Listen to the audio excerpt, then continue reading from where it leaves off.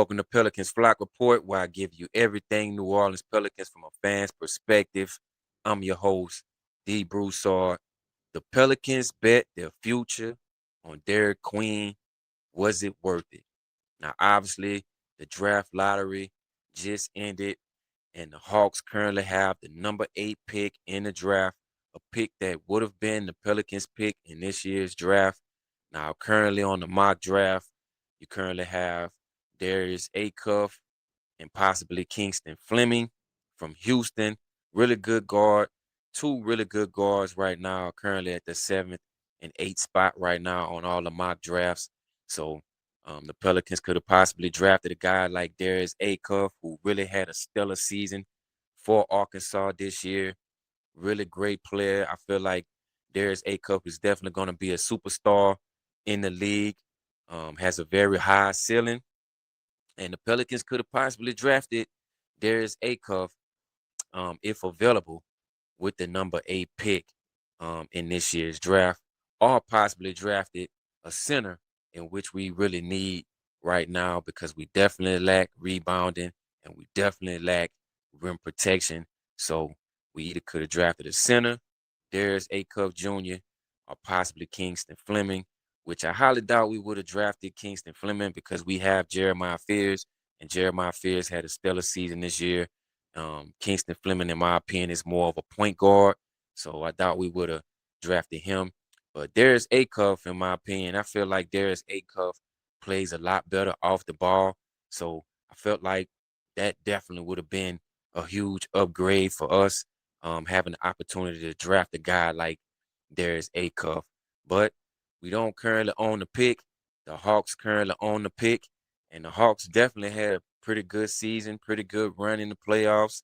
And, here they are in the first round with the number 8 pick, in which we traded to them to acquire Derik Queen in last year's draft.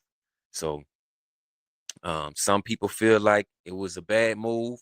Some people feel like it was a good move. But as far as Derik Queen, I feel like Derik Queen definitely showed a lot of promise this season. Now, Derik Queen averaged 11.7 points per game, 7.1 rebounds per game, and also 3.7 assists a game. And Derek had some really good games to end the season out. He scored 25 points and 11 rebounds against the Celtics, and also in the final game against the Minnesota Timberwolves. Derek recorded 30 points and 22 rebounds. So Derek definitely showed us a lot of promise this season. And it's still going to be a debate if it was worth it, if it wasn't worth it. But I feel like Derik Queen definitely showed a lot of promise this season. And he definitely showed that he's going to be a superstar in this league at some point. Now, we do know that Derek is definitely an elite around the basket scorer. He's an excellent passer for a big man. He has a high basketball IQ. I really feel like he has an excellent basketball IQ, in my opinion. So we saw that from Derek. Um, Also, he has the ability to create his own offense. Now, he's definitely going to have to work on his jump shot. I've said that over and over. He's going to have to work on his jump shot. He's going to have to be able to spread the floor. So I hope that Derek is putting in some work during this offseason, trying to develop a consistent jump shot because he's definitely going to need it, especially playing with a guy like Zion. Zion needs space to operate. And if Derek can start to knock down the shot, then that's definitely going to be able to space out the floor and give Zion some operating room. Now, what we did see from Derek and where he lacks was definitely his defensive consistency. He definitely lacked defending, rim protecting, uh, also rebounding at times. Uh, and, he's definitely going to have to work on his conditioning. He's going to have to get stronger. He's going to have to, drop a couple pounds. He came in a little bit heavy, but, he started to slim down a little bit throughout the season. So we can tell that he's definitely working on his conditioning, but his defense is definitely going to need some work, his rim protection, and he's going to have to become a better rebounder he showed to become a better rebounder at the end of the season, but there were games during the season where, Derek just didn't rebound that well. Um, and also, he lacks perimeter mobility, being able to defend around the perimeter. So, defense is definitely a knock for Derik Queen. And, we definitely need defense. So I feel like um, we didn't hit with Derik Queen on that end of the floor. But as far as his offensive talent is definitely there.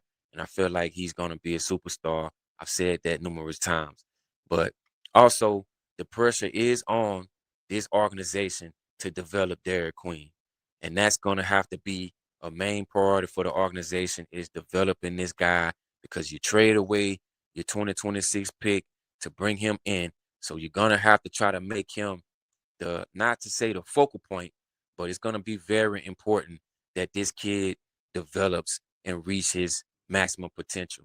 Now, who the coach is going to be, we don't know. The coaching search is still on. We don't know if James Borrego is going to be coming back. Um, it's being said that, Rajon Rondo is a fan favorite, of course. Darvin Ham looks like he might be the top candidate. Of course, uh, uh, Jamal Mosley, he was fired from the Magic, so I feel like Jamal Mosley should be the head coach, but there's still nothing being said right now about Jamal Mosley because, I don't think he's made a decision as far as, his coaching future. But if he does, I definitely feel like Jamal Mosley should be the Pelicans' next head coach. And from what I've seen from Jamal Mosley is very good at developing um, young players. So, like I said, the pressure is definitely on to develop a guy like Derik Queen, and the team is definitely going to have to build around him. They're definitely going to have to put the right pieces around him. Now, obviously, there's still question marks around the fact that he and Zion may not be able to play together. This season they definitely weren't able to coexist together on the basketball court at the same time. But I obviously felt like the reason why was because Derik Queen can't really space the floor yet. He can only operate uh, basically around the rim the same way that Zion plays around the rim. So I felt like that's where uh, them not being able to coexist, I felt like that's where that came in. But I feel like once Derek kind of develops that jump shot, I feel like it'll be a little bit better for them to play together because of spacing and allowing Zion to operate and things of that nature. So I still feel like there's a huge chance that Zion and Derik Queen can play together. I really do. I know right now it looks like there's no way that this is going to happen, but I mean, you have to factor in the fact that Derik Queen is still developing. Like he's not, you know, uh, a maximum potential Derik Queen right now. Like he's still developing. So the kid is only going to get better. And I feel like, Zion and Derik Queen could definitely play together if they work it out and figure out, um, how to play off each other, where they like the ball, build chemistry together. You know, I feel like it's a strong possibility that um, it definitely can work. And it's gonna have to work. If Zion is gonna still be on the roster, I feel like they're gonna have to figure it out. And hopefully they do, because we need them to figure it out because we need to win games. Um Now, at the end of the day, I feel like this trade um is two things. It can either turn out to be a franchise changing decision or it can be one of the Pelicans' worst move in franchise history. And right now, it's looking pretty good. Like I said, Derik Queen showed some promise this season, and I think he's going to continue to develop and show more promise going forward. So right now, it's kind of looking like, you know, it may have been a good move, and we still don't know yet, though.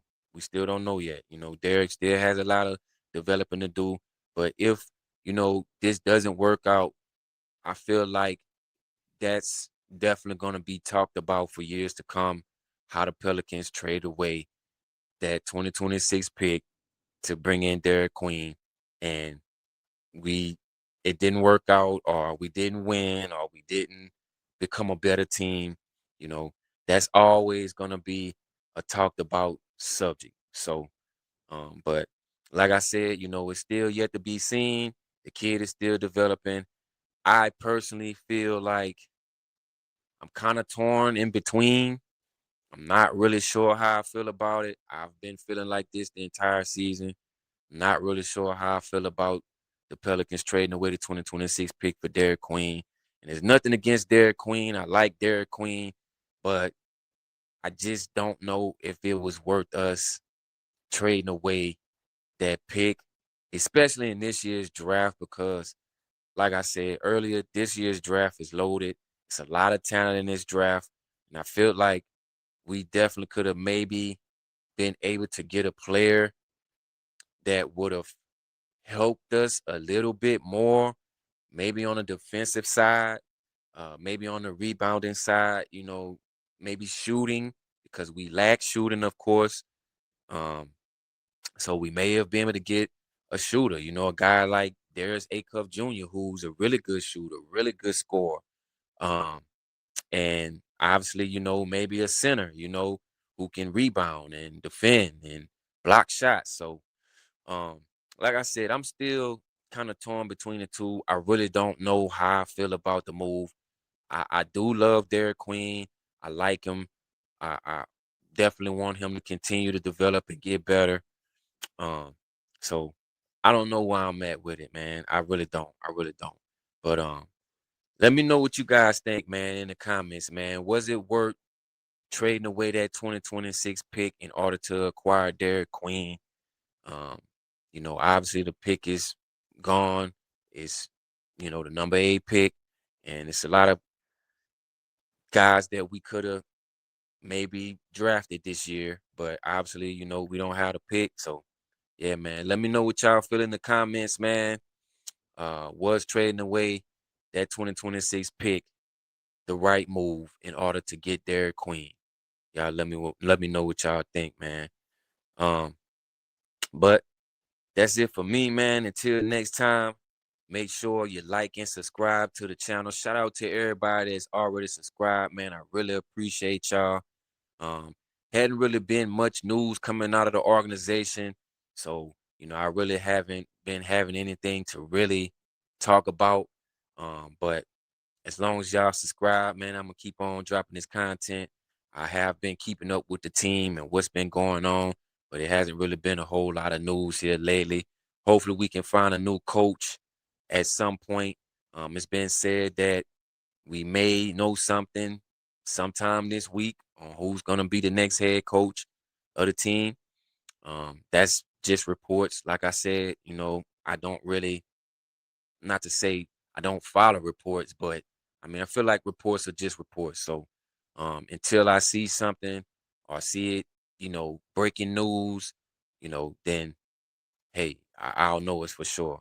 But yeah, man, definitely a lot of building to do this off season with the draft lottery in place. I feel like I'm definitely gonna be watching to see what the organization does as far as possibly making any trades to possibly move up in the draft. Now we know that Joe Dumars, I wouldn't say it's pretty good, but we know that Joe Dumars is the type of guy that could possibly move up in the draft, and he kind of likes to move up in the draft. So, like I said, with the draft lottery in place, man, it's a lot of things that can change with the organization. So, we'll see what happens. But as I said, man, make sure you like and subscribe to the channel, man. The all new Pelicans Flock Report. I'm your host, D. Broussard. Until next time, guys, I'm out. Go Pels. Everything New Orleans Pelicans from a fan's perspective.